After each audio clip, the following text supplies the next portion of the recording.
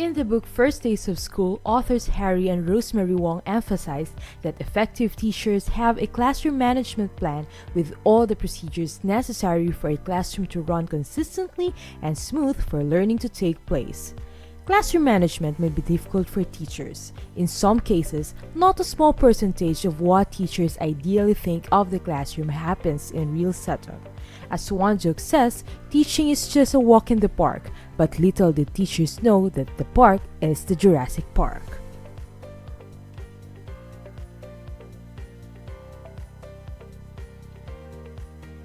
After listening to this discussion, it is aimed that you'll be able to identify what classroom management is, apply classroom management techniques to own learners, and identify the importance of classroom management in ensuring optimum achievement of learning outcomes. Before targeting to achieve those objectives, here's a question to ponder upon. What do you think could be the implications of poor classroom management on both teachers and learners?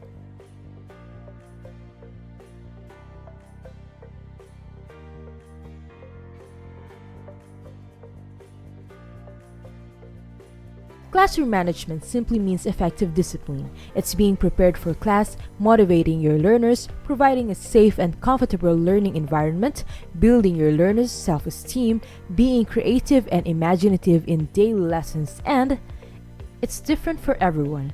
Why? Because teachers have different styles in handling learners, and learners have different characteristics, personalities, and attitudes. Population of learners may also differ from one class to another, thus not all management strategies are effective for every teacher. Remember, try different strategies to see if they work for you. Classroom management and effective instruction are keys in ensuring learner success. Here are some tips to promote a balanced classroom management for your learners. First, set the tone for everything such as standards for behavior, procedures for learner movement, and grading system. Teach, and reteach routine classroom procedures to increase learner retention. Also, modeling or providing exemplars for excellence in learner work and attitudes may heighten likelihood of positive behavior.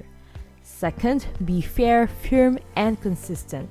Learners may not enjoy consequences of inappropriate behavior, but they will respect your decisions if they know that you are fair and apply discipline fairly. Third, accentuate the positive by building a positive professional rapport with learners. Establish a positive classroom environment by modeling the positive behaviors and attitudes you desire in your learners. A happy teacher would produce happy learners. Fourth is plan engaging and purposeful lessons. Make sure to minimize downtime and address multiple learning styles to allow all learners to experience success.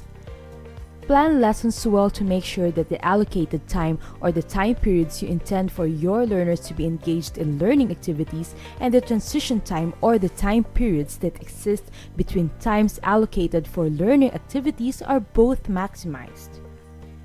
Increase the variety of learning activities but decrease transition time. Learner engagement and on-task behaviors are dependent on how smoothly and efficiently teachers move from one learning activity to another. Moving on, just remember to keep the classroom rules and procedures simple.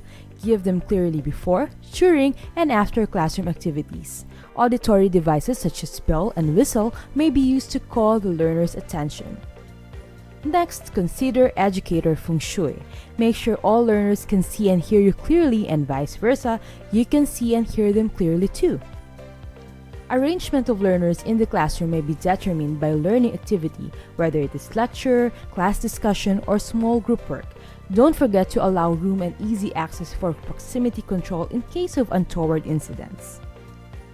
Establish vividness or awareness of what is going on in the classroom. A teacher has vividness if when discipline problems occur, the teacher consistently takes action to suppress the misbehavior of exactly those students who instigated the problem. When two discipline problems arise concurrently, the teacher deals with the most serious first. The teacher also decisively handles instances of off-task behavior before the behaviors either get out of hand or are modeled by others. Vividness is like having eyes at the back of your head. Developing behavior cues may also be used to foster effective classroom management. Examples are using softer voice so learners really have to listen to what you are saying, or sometimes silence can be effective. Eye contact, facial expressions, gestures, physical proximity to learners must also be used. And remember, avoid turning your back to class. Humor may also be present in the classroom, but only when it is appropriate. It's okay to be able to laugh at yourself, but never ever use sarcasm. Lastly, don't take it personally. Kids make poor choices. That is what they do. Kids misbehave. That is their job. Kids test boundaries and limits. It's a natural part of growing up. Kids don't always do what we want them to, no matter how much they like us. 4 primary reasons for disruptive behavior of learners in the classroom are power, revenge, attention, or wanting to be left alone. For power-seeking learners attempting to provoke teachers into a struggle of wills, the teacher should direct attention to other members of the class. For attention-seeking learners who prefer to be punished, admonished, or criticized than being ignored, the teacher must give attention while they are on tasks and cooperating. They must be caught doing good, and they must be aware that they are caught doing good. For rambling learners wandering around off and on the subject, the teacher must refocus attention by restating relevant point. Questions must be directed to get back on the subject. Visual aids may also be used to support the topic being discussed. If the learners still keep rambling, they may be asked probing questions for them to specify their main point. For talkative learners who seem to know everything and are guilty of chronic whining, the teacher must acknowledge comments made by learners but give them limited time to express viewpoints or feelings. Give talkative learners individual attention during breaks, but they must be reminded that there are other learners in class aside from them who may also have something to say.